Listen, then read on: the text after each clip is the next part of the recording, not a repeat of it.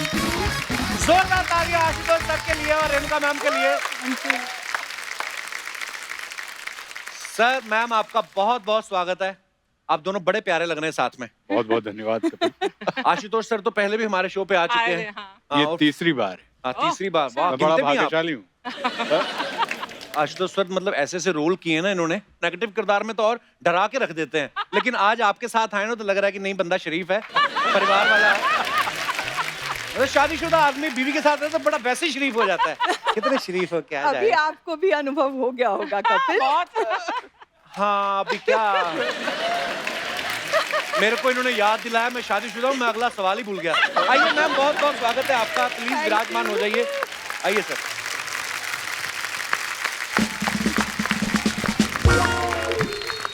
Ma'am आज आपको देख के ना बड़ी खुशी हो रही है, मतलब सर को देख के भी खुशी हो रही है, पर सर से मुलाकात होती रहती है, आपसे आज पहली बार मुलाकात हो रही है। जी मतलब मैं सोच रहा हूँ सुरभि जब आता था दूरदर्शन पे, 30 साल हो गए तकरीबन उस बात को। जी। और हम आपके हैं कौन में जब हमने आपको देखा 26 साल हो गए। और इतनी प्यारी स्माइल है ना आपकी, कसम से। आज भी अगर किसी को पता ना हो कि आपकी शादी हो चुकी, बंदा प्रपोज कर दे आपको। नहीं नहीं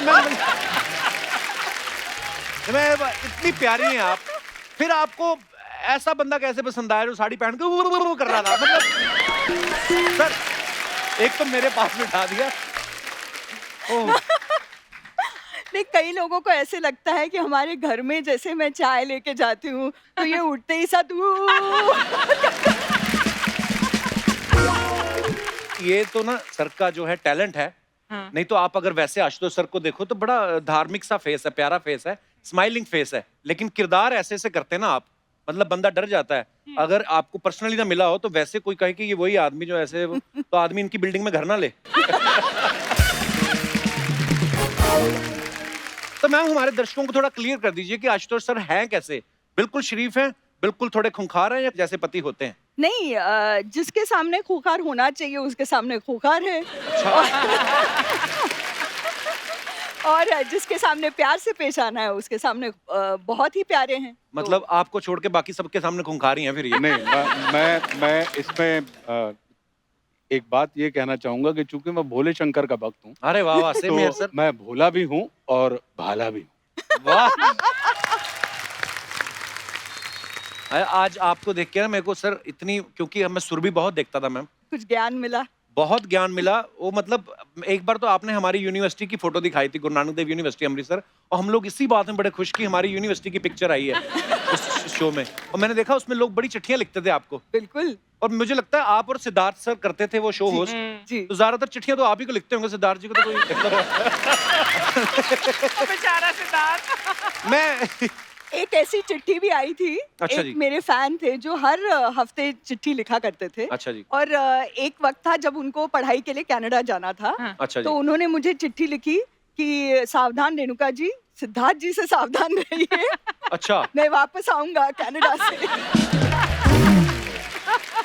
आशुतोष सर इतना अच्छा लिखते हैं, इन्होंने कभी आपको चिट्ठी नहीं लिखी कोई? चिट्ठी तो नहीं, लेकिन सारी चीजें जो वो लिखते हैं उनकी पहली श्रोता मैं ही हूँ। अच्छा। तो आप पास करती हैं, अगर आपने हाँ कर दिया तो पास है, नहीं तो नहीं, ऐसा? करेक्ट। बिल्कुल सर। ऐसा मतलब मैडम के साथ प्यार ज्यादा है कि आपको अपने आप पे एतबार नहीं है? नहीं, इसमें मैं ये कहूंगा कि मुझे इनकी बुद्धि के ऊपर भरोसा ज्यादा है। वाह, स्मार्ट मैन। क्योंकि इतनी बुद्धिमान है, देखिए उन्होंने कितना अच्छा पति ढूंढा, ये कहना चाहते हैं आप? पर वैसे सर आपकी मुलाकात कैसे हुई थी रेणुका मैम से? एक हम शो करने वाले थे टेलीविजन के ऊपर, दुश्मन आके रिलीज हुई थी। अच्छा जी। और हमारी एक दोस्त थी राजेश्वरी सचदेव, एक्ट्रेस हैं, जी जी जी। और तेजस्विनी कोल्हापुरे जी। तो एक फिल्म बनी थी जयते, हंसल मेहता की पहली फिल्म थी। अच्छा जी। तो उसका ट्रायल था, प्रीव्यू था सुमित थिएटर में। तो हंसल ने हमें बुलाया, तो हमने राजेश्वरी और तेजस्विनी से कहा यार मैं अकेला नहीं जाना चाहता हूँ, तुम अच्छा चलोगी? उन्होंने कहा चलते हैं। तो हम वहां गए तो राजेश्वरी और रेणुका जी बहुत अच्छी दोस्त थी। अच्छा जी। और मैं रेणुका जी का प्रशंसक था। मेरी एक दोस्त हैं शंपा शाह, अच्छा जी। भोपाल में रहती हैं, सिरेमिक आर्टिस्ट हैं। जब मैं मुंबई आया तो उन्होंने मुझे एक चिट्ठी लिख के भेजा कि आशुतोष, एक लड़की है रेणुका, कमाल की बारीक अभिनेत्री है और बारीक काम करती है, तुम उसका काम देखना। अच्छा जी। तो हम देखते थे। सैलाब उस समय आ रहा था, आता था, और फिर इनकी हम आपके हैं कौन भी आ गई थी। जी। तो मैं इनके काम से मुतासिर था और बड़ा प्रभावित था और मैं ये जानता था कि ये ब्रिलियंट अभिनेत्री हैं। तो जब इनसे मुलाकात हुई तो हम दोनों तकरीबन आधा घंटे तक आपस में बात करते रहे और काफ़ी हमारे विचार मिल रहे थे। तो बाहर निकले जब हम रात में, उस दिन इतवार था। तो मैंने इनसे कहा कि आप कहाँ रहती हैं? तो बोली मैं दादर रहती हूँ। अच्छा, मैंने कहा चलिए मैं आपको आप कैसे जाएँगे? बोले मैं टैक्सी से जाऊँगी। अच्छा। मैंने कहा आपके पास कार नहीं है? बोले नहीं, इतवार होता है और इतवार पे हम अपने स्टाफ को भी छुट्टी देते हैं वाह! क्या बात और है, बहुत अच्छी बात है। और मैं चलाना नहीं जानती हूँ। तो हमने इनसे कहा कि मैं आपको छोड़ दूँ? तो इन्होंने हमसे कहा कि आप कहाँ रहते हैं? मैंने कहा मैं चेंबूर रहता हूँ। अच्छा, तो बोले मैं मुंबई में पली-बड़ी हूँ, जन्म मेरा यहाँ पर हुआ है और मैंने आज तक कोई ऐसा रास्ता नहीं देखा जुहू से जो वाया दादर चेंबूर जाता हो। तो आप बिल्कुल परेशान ना हों, आप अपने रास्ते जाइए, मेरी आदत है और मैं चली जाऊँगी। और उसके बाद फिर रवि राय एक सीरियल हम लोगों के साथ करने वाले थे, तो रवि राय ने हमें बुलाया, तो हमने रवि से कहा दशहरा के दिन कि यार मुझे रेणुका जी का नंबर दीजिए, मैं उनको विश करना चाहता हूँ। दशहरा के दिन। दशहरा के दिन। विश तो आप वैलेंटाइन पे करना चाहते हो, इंतजार नहीं हुआ, दशहरे पे कर दिया आपने। हाँ, क्योंकि अब ये सितंबर की बात है, अक्टूबर में दशहरा पड़ रहा था हाँ। और हमने कहा ये विजयदशमी का पर्व है, वैसे भी नौ दुर्गा का, तो जी। नौ दुर्गा को अगर आपको जीतना हो, तो हाँ। इससे उत्तम अवसर दूसरा नहीं है।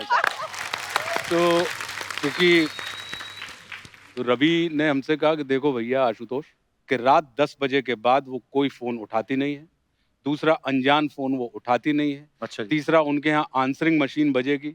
आप उसमें अपना नाम, नंबर सब छोड़ना पड़ेगा। अगर आपने नहीं छोड़ा तो आप ब्लैक लिस्टेड हो जाएँगे। अच्छा जी। तो आप ये ध्यान रखिएगा। मैंने कहा यार ये ऐसी कौन-सी मतलब कोई ऐसे हमसे विश करना चाहते हैं। हुँ। बोले नहीं मैं तुमको सिर्फ़ उनके प्रोटोकॉल बता रहा हूँ। अच्छा जी। मैं भी रात 9 बजे के बाद कभी उनको फ़ोन नहीं कर सकता।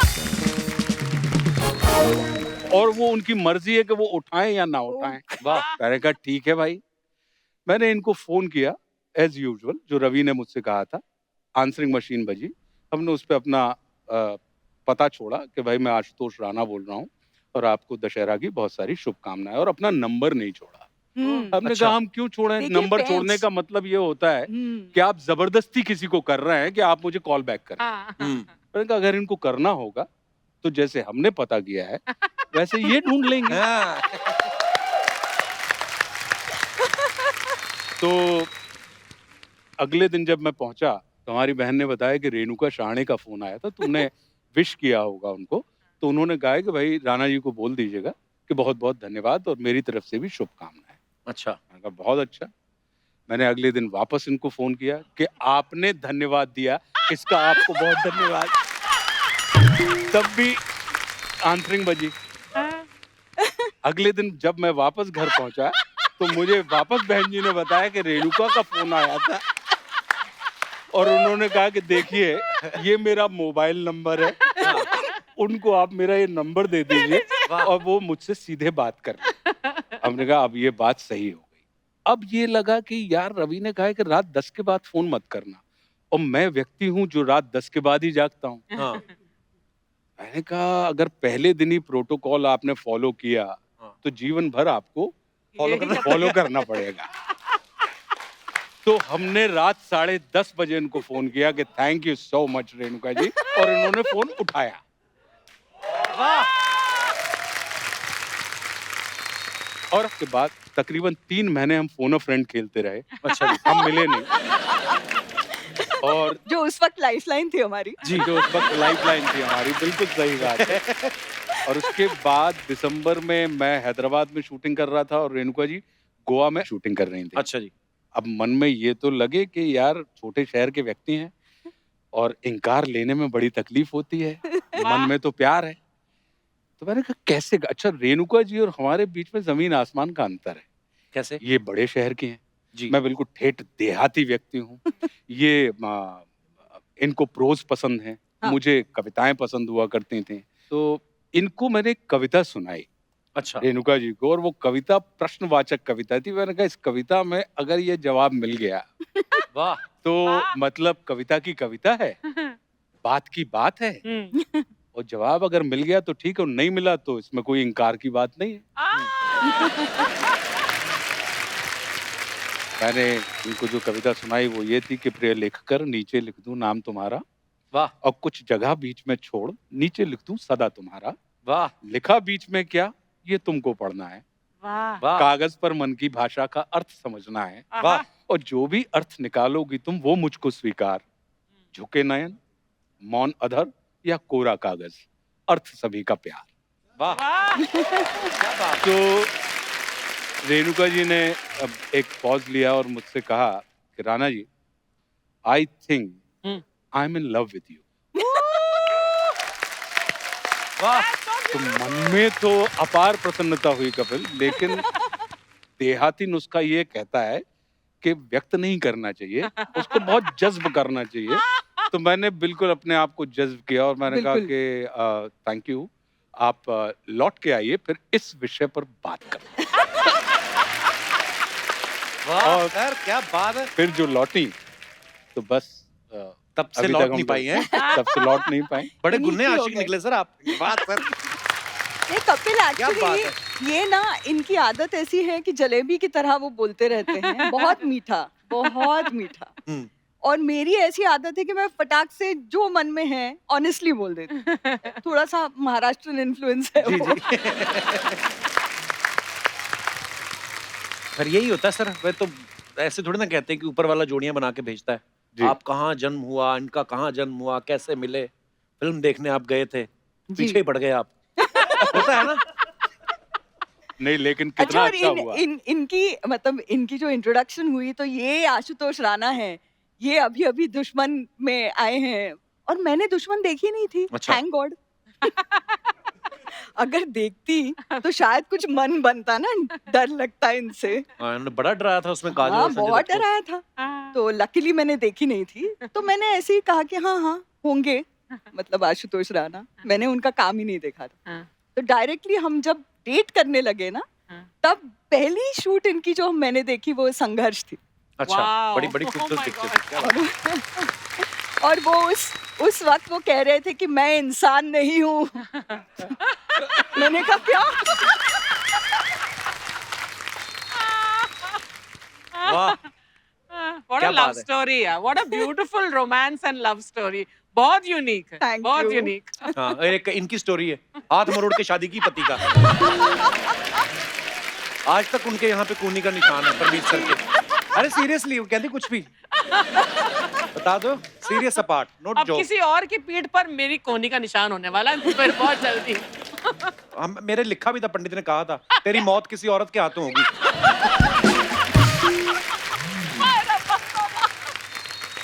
अच्छा सर, मैं ये पूछना चाहता हूँ कि जब आपका तो बात हो गई कि एक दूसरे से मोहब्बत है, सब स्वीकार कर लिया एक दूसरे ने, फिर जब आप इनके घर वालों से मिले तो वो इजीली मान गए थे या उन्होंने कहा था कि जब तक चाय बन रही 2-4 कविताएं पहले आप दिखाइए हमें तो हम पढ़ेंगे फिर डिसाइड करेंगे?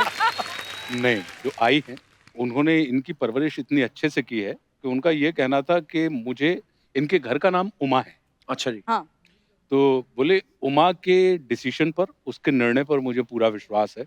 वाह। वो बहुत होश हवास में सारे फैसले लेती है, तो अगर उसने क्या बात। तुम्हें चुना है तो फिर तुम्हारे ऊपर विचार करने की कोई जरूरत नहीं। वाह। लेकिन हाँ, हाँ। ये विश्वास थोड़ा डगमगाया था अच्छा जी। शादी के एक दिन पहले ही।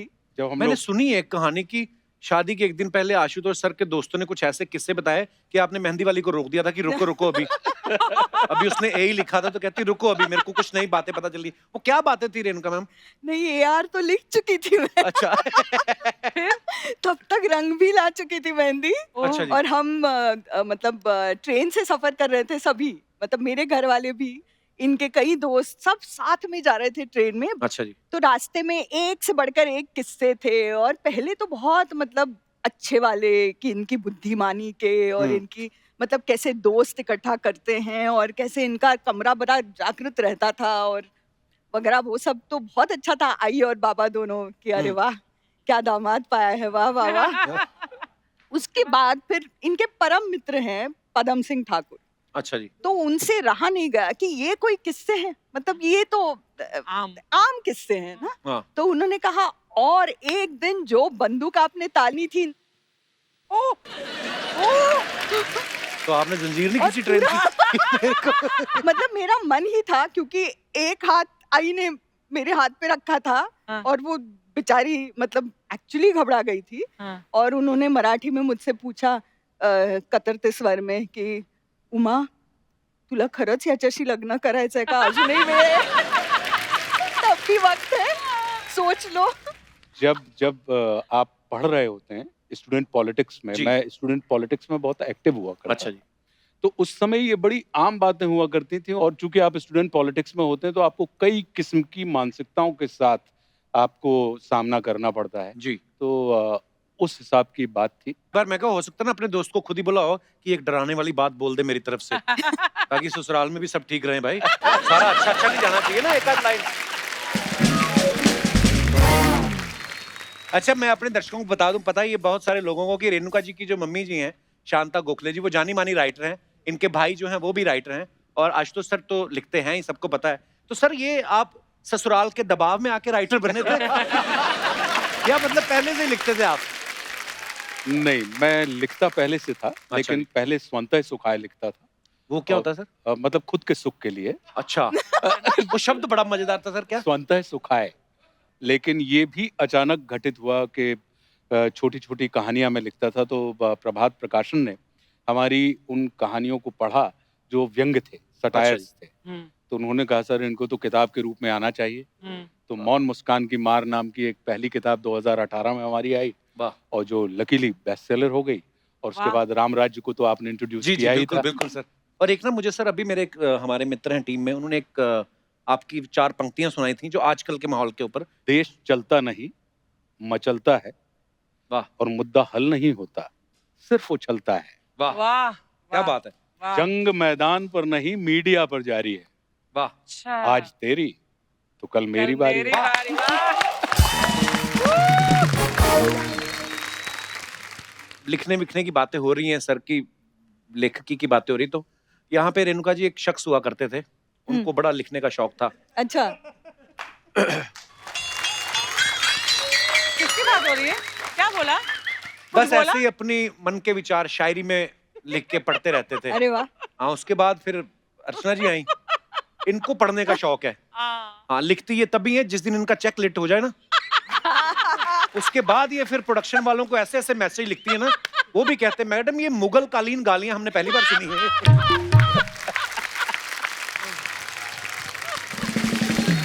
अच्छा आशुतोष सर, आजकल तो ना गवर्नमेंट ने फिक्स कर दिया लॉकडाउन के चलते ना कि शादी में 50 से ज्यादा लोग नहीं जा सकते, लेकिन हमने आपका एक किस्सा सुना कि जब आप रेणुका जी को ब्याह के अपने गांव गए तो हजारों की भीड़ इकट्ठा हो गई थी।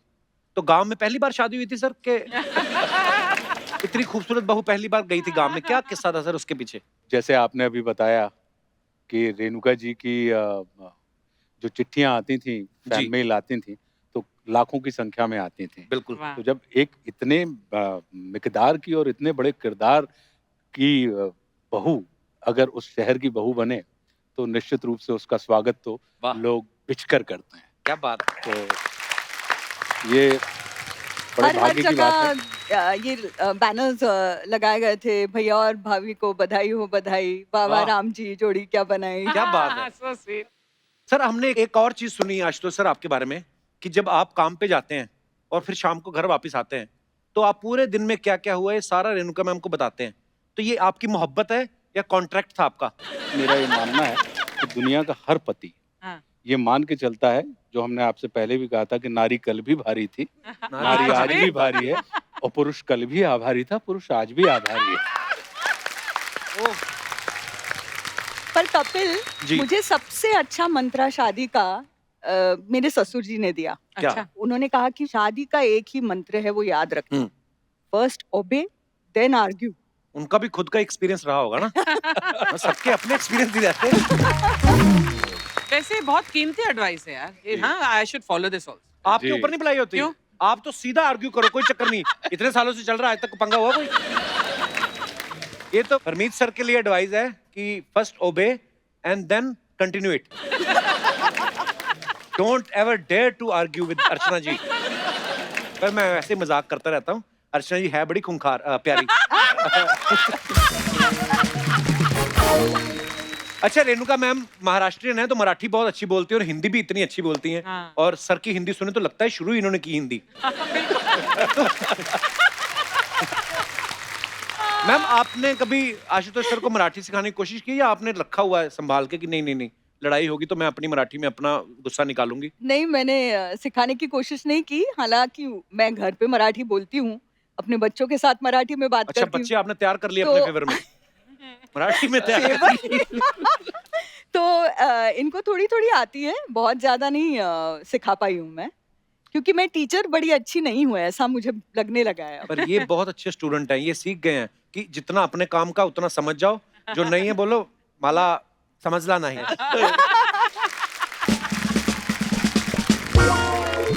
मैम आपने साइकोलॉजी में ग्रेजुएशन किया मैंने सुना। जी। तो मैम एक क्वेश्चन है, बहुत सारे लोगों का सवाल है, कुछ पतियों के भी सवाल थे कि जो पति पहले बॉयफ्रेंड होता है शादी के बाद उसकी साइकोलॉजी में क्या कमियां मतलब चेंजेस क्या आते हैं? नहीं, पतियों के कोई चेंज नहीं आता, वो बॉयफ्रेंड मतलब वो बैचलर ही रहता है। अच्छा जी। पत्नियों में फर्क आता है, वो माँ बनती हैं, वो मतलब किसी की बहू बहू बनती बनती हैं, हैं। तो बहुत सारे रोल्स उनको बनते तो करने हम भी हैं पड़ते पर बोल नहीं सकते। आप माँ बनती तो ये बाप बनते हैं तो है ना, मिक्स ही है। अगर आप बहू बनी तो ये भी किसी के दामाद बने। तो यही सवाल मेरा आपसे भी है सर कि दुनिया में कोई ऐसा साइकोलॉजिस्ट है जो पत्नी की साइकोलॉजी समझ सके या ये अफवाहें हैं? मुझे लगता है कपिल के सुखी जीवन का रहस्य जो है जी। वो सिर्फ यही है कि एक समय में आपको ये लगना चाहिए कि आप पूरा समझते हैं और उसी समय आपको ये लगना चाहिए कि आप बिल्कुल नहीं समझते हैं। वाह, बहुत गहरा है। बहुत गहरी बात है। आप विश्वास कीजिए, क्योंकि marriage is not a matter of change, it's a matter of exchange. और हम और आप क्या करते हैं कि हम तुरंत बदलने की दिशा में बढ़ जाते हैं कि वाकई। जैसे बॉयफ्रेंड हस्बैंड बना या बिल्कुल। जैसी गर्लफ्रेंड वाइफ बनी तो हम उसको बदलने की दिशा में Yes, लग जाते yes, हैं, वाकई। जबकि वो बदलने का विषय नहीं होता, वो बढ़ने का विषय होता है, वो एक दूसरे के साथ परिवर्तन का विषय गुरुदेव होता है। गुरुदेव वाह सर, ये किसने सिखाई आपको बातें सर? मुझे जो विचार मिले हैं वो मुझे मेरी माँ से मिले हैं और जो साहस मिला है वो मेरे पिता वाह। से मिला है। क्या बात। और जीवन में अगर आपको एक अच्छी पत्नी मिल जाए तो वो जिंदगी के तूफान में वो बंदरगाह के जैसी होती है, और अगर कठिन स्त्री मिल जाए तो वो बंदरगाह पे तूफान के जैसी। मैं तो कहता अर्चना जी ये एपिसोड अगर किसी अंग्रेज को दिखा दो ना जिनको नहीं पता है कि ये एक्टर्स हैं, वो कहेगा भगवान पहन के आ गए जैकेट वैकेट। इतनी मतलब हृदय प्रफुल्लित हो गया मेरा। क्या बात वाह है। वाह वाह वाह वाह वाह। आज तो वाह, हिंदी वाह, पर हिंदी निकल रही है तो इसकी। जोरदार तालियां चाहिए। प्रफुल्लित हृदय। हृदय प्रफुल्लित, प्रफुल्लित। वाह, वाह वाह। वाह वाह। अब सॉरी मैम आप कुछ कह रही नहीं, इनका एक कमरा है जहाँ पर ये सोचते हैं, लिखते हैं, विचार उनका चलता रहता है, तो हमारे बच्चे उस कमरे को आश्रम कहते हैं। वाह सर, हमारी टीम को जब हमने बताया सबको कि आप और मैम साथ में आ रहे हैं तो सबके अपने अपने सवाल थे, तो बोलते थे कि आपसे उनके बिहाफ पे पूछे जाए। तो ये कुछ सवाल है। ओके। सबसे पहले तो ये करंट टाइम का सवाल है मैम कि लॉकडाउन में आपको ज्यादा तंग किन्होंने किया, बच्चों ने या साहब ने? नहीं, सबको तंग मैंने ही किया हैं? कैसे? क्योंकि डिसिप्लिन्ड हूँ ना। हाँ, अच्छा। ओके। दोनों में ज्यादा रोमांटिक कौन है? आहा। दोनों में से गुस्सा किसको जल्दी आता है? मैं बोलूंगी तो इनको गुस्सा आ जाएगा। वाह क्या जवाब दिया, वाह। वाह वाह वाह, क्या बात है। वाह। अच्छा, खाने में घर पे क्या बनेगा ये कौन डिसाइड करता है? नहीं, डिसाइड तो मैं ही करती हूँ, लेकिन पसंद का इनके बनता है। अच्छा। अच्छा हाँ, इनके और बच्चों के वाह। पसंद का बनता है। अच्छा, टीवी पे किसकी पसंद के चैनल चलते हैं? हमारे यहाँ वैसे टीवी चलता ही नहीं है, और अच्छा। अगर चलता है तो फिर वो बच्चों की पसंद का होता है, लेकिन कपिल शर्मा शो देखते हैं हम। हाँ, बहुत बहुत धन्यवाद। पर आज तो कपिल शर्मा शो है। आपका शो है ये बात मैम। ओके, ये बड़ी कैसे कैसे सवाल पूछ लेते हैं लोग। कहते हैं सोते समय खराटे कौन मारता है? दोनों। ये तो अब मैं आपको एक बता दूं किस्सा मतलब ये किसी भी लड़की को ये कहना कि तुम स्नोर करती हो हाँ। या तुम खर्राटे वो मारती एक्सेप्ट हो, करना तो मुश्किल होता है। एक्सेप्ट करना मुश्किल होता है। हाँ। लेकिन मुझे तो एक्सेप्ट करना ही पड़ा जो इन्होंने कहा, क्योंकि ये निशाचर हैं। हाँ, ये अच्छा। मतलब रात में ही जगते हैं। जागते जगते हैं जी जी। हाँ, और मैं तो 10 साढ़े 10 11 बजे तक आउट। मेरी तो बत्ती गुल हो जाती है, मैं तो सो जाती हूँ। तो इनको ज्यादा इसके बारे में मालूमात है कि मैं कराटे मारती हूँ कि नहीं। ये तो मारते ही हैं, ये तो सुबह सुबह पता ही चलता है। हाँ। मतलब एक बार तो बच्चा डर गया था, उनको लगा खूंखार शेर आ गया था।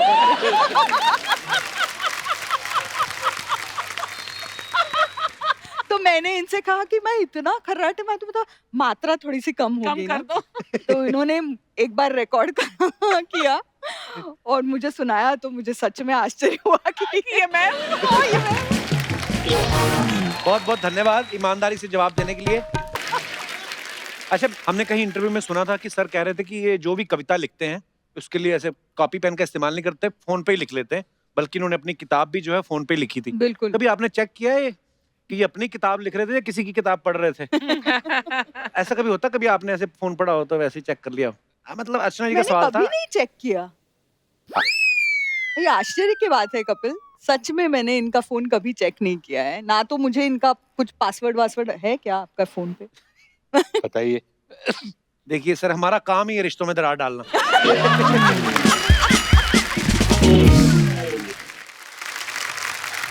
सर मैंने एक बड़ा मजेदार किस्सा सुना था कि आप जब दुश्मन फिल्म रिलीज हुई थी उसके बाद आप दिलीप साहब से मिलने गए थे, जी। तो क्या कहा था सर उन्होंने आपसे फिर? दिलीप साहब, और ये बहुत अच्छा हुआ कि उनसे मेरी मुलाकात हो गई। मैंने उनको चरण स्पर्श किया। हमारे लिए तो ये एक अद्भुत बात थी, और जी। ये लगता था कि जैसे कि कॉमिक बुक में से कोई एक सुपर हीरो निकल के आता है। वाकई। उन्होंने पीठ पे हाथ रखा और बोले, बरखुरदार, मैं तुम्हारे काम से बहुत मुतासर हूँ। वाह अब ये सुन के तो मतलब मुझे लगा कि ये मुझे जानते भी हैं। वाह। ये अपने आप में एक बहुत बड़ी उपलब्धि बिल्कुल। थी। बोले कि मैं आपको कुछ सलाहियत देना चाहता हूँ। बोले कि एक तरफ आइए, और ले गए मुझे, और मुझसे कहते हैं कि बरखुरदार, याद रखना कि चाहे तुम हो या मैं, हम सब खिलौने बेचने वाले लोग हैं। वाह। और हम सब की टोकरी में एक निश्चित संख्या के खिलौने हैं। तो अब ये तुम्हारे ऊपर निर्भर करता है कि तुम अपने खिलौनों को 5 साल में बेच दो, या तुम अपने खिलौनों को 50 साल तक बहुत क्या बेचते बात रहो। है, वाह। खूब। बोले, मैं दिलीप कुमार हूं, और मुझे फिल्मों में 50 साल हो गए, और मैंने अभी तक मात्र 55 फिल्में की हैं। वाह क्या बात है। तो बोले, ये याद से और बहुत खबर से अपने खिलौनों को धीरे धीरे बेचना। वाह। तुम लंबे जाओगे, क्योंकि महत्व इस बात का है कि दुकान कितने समय तक खुली रहती वाह। है। बोले, the biggest power is not wanting power. वाह। जब तुम्हारे अंदर टेबल पर पैसा देखकर फिल्म इनकार करने का रुतबा आ जाए, तो समझना कि तुम बहुत वाह पावरफुल वाह है। क्या बात है। अच्छा, आज आशीष सर और रेणुका मैम यहाँ बैठी हैं। ये मल्टी टैलेंटेड हैं। आशीष सर एक्टर हैं और लिखते बड़ा अच्छा है, पोइट्री भी करते हैं। रेणुका मैम गाती बड़ा अच्छा है। बहुत बढ़िया, मैंने सुना। मैम आज बहुत अच्छा। तो सर ऐसा होता है कभी कभी अफवाहें बड़ी उड़ती हैं, जी। तो कुछ अफवाहें आई हैं सर। अब जो देखिए, जो चीज मैं उठा के पढ़ता हूँ इसका मतलब वो मेरी नहीं है, वो जनता की तरफ से आई है, हाँ। और इनको हम प्यार से जनता कहते हैं। मेरे तो कंधे से बहुत अफवाहें बदबू ये करा। हैं, आशुतोष सर ने एक फिल्म में साड़ी पहनी थी जो बड़ी यादगार करैक्टर है, तो अफवाह ये है कि रेणुका मैम से भी जल्दी साड़ी आशुतोष सर पहन लेते हैं। तो इज इट ट्रू और rumour? I don't think so. नहीं, इट इज ट्रू। मैं Really? इसलिए इसको सत्य मानती हूँ, क्योंकि हम कैसे दिख रहे हैं साड़ी में, इसको सवारने में हमको टाइम लगता है। हाँ। इनको कोई पड़ी नहीं होती है कि मैं Actually- कैसे दिख रहा हूँ। कैसे नहीं?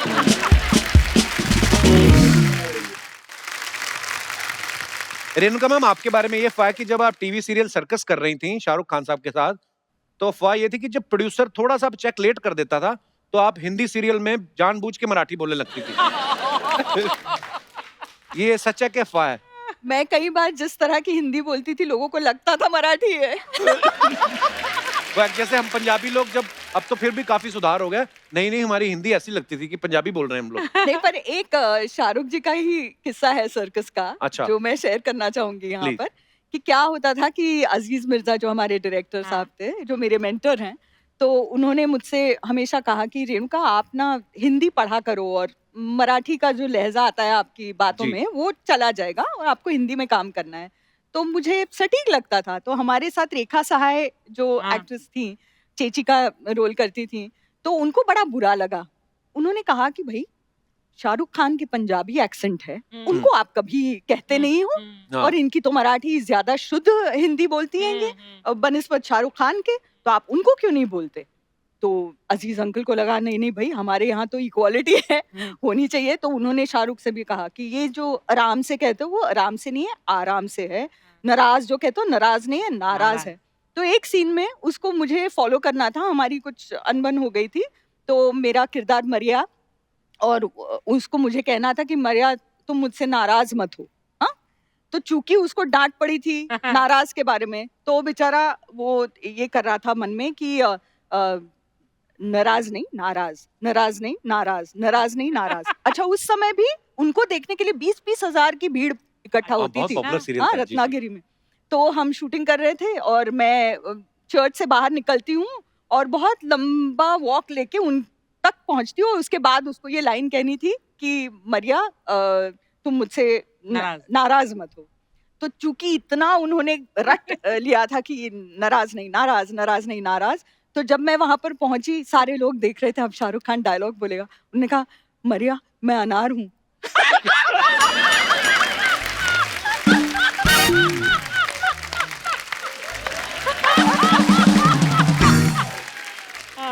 ओह, ओके। तो रेणुका मैम एक और अफवाह आपके बारे में ये है कि स्कूल में टीचर आपको रेणुका शहाने की जगह गलती से शाणे बुलाया करती थी। इज इट ट्रू शाणे? मैम? शाणे मतलब नहीं, वो वैसे नहीं था, लेकिन हमको बचपन में चूंकि मेरा भाई मुझसे 2 साल छोटा है अच्छा जी। और हम टिकट काटे थे, तो मेरा फुल टिकट उसका आधा, तो अच्छा। हमको दीड़ शाणे जरूर बुलाते थे। क्यूट। अच्छा, आशुतोष सर कविताएं भी बहुत अच्छी लिखते हैं, स्टायर भी बहुत अच्छा लिखते हैं। अभी हाल ही में आशुतोष सर की जो बुक है राम राज्य, सर वो प्लीज उसके बारे में हमारे दर्शकों को कुछ बताएं कि उसमें क्या है राम राज्य बुक में? रामराज्य जो किताब है वो अभी तक हमने जितना भी पढ़ा है, हम ये मान के चलते हैं कि भगवान राम के चरित्र को पढ़ा है। जी। लेकिन ये रामराज्य जो है वो मर्यादा पुरुषोत्तम के जीवन दर्शन के ऊपर है। अच्छा जी। अक्सर ये माना जाता है कि अगर परमात्मा राम ईश्वर हैं, तो ईश्वर का सानिध्य किसी भी अपूर्ण व्यक्ति को पूर्ण करता है। बिल्कुल। लेकिन मेरे सामने ये प्रश्न खड़ा होता था कि ऐसा कैसे हो सकता है कि भगवान राम के संपर्क में आने के बाद कोई शूर्पणखा के नाक कान काट दिए जाते हैं, उसे अपूर्ण कर दिया जाता है। तो कहीं ऐसा तो नहीं कि कोई और बात हो और हमने किसी और चीज को समझ लिया हो, जी। जबकि सिर्फ इसलिए कि उसने अपनी वासना को ईश्वर के सामने रखा। जबकि ये कहा जाता है कि अगर ईश्वर के सामने वासना आप रख दें तो वो उपासना में परिवर्तित हो जाती है। तो ये ऐसे फिर सरस्वती जो है वो विद्या की देवी है। जी। जी। अगर उनकी कृपा हो जाए तो अशिष्ट व्यक्ति भी शिष्ट हो जाता है। फिर ऐसा कैसे हो सकता है कि कोई सरस्वती माता कैकेयी की जिह्वा पर बैठकर उनकी बुद्धि को भ्रष्ट कर दे? फिर ये कहा जाता है कि रावण ने तपस्या की अमर होने के लिए, लेकिन ब्रह्मा जी ने भी मना कर दिया, शिव जी ने भी मना कर दिया। तो फिर रावण की नाभि में अमृत कुंड क्या कर रहा था? अगर अमृत कुंड है, इसका मतलब है कि वो अमर है। तो फिर वो अमृत कुंड कौन सा है? तो ऐसे कई सारे प्रश्न थे जो हमारे दिमाग में खड़े होते थे और उन तमाम चीजों को लेके राम राज्य लिखी गई। और ये एक आनंद का विषय है कि लोगों को वो बहुत पसंद आ रही है। क्या बात है सर, हम भी जरूर पढ़ेंगे सर।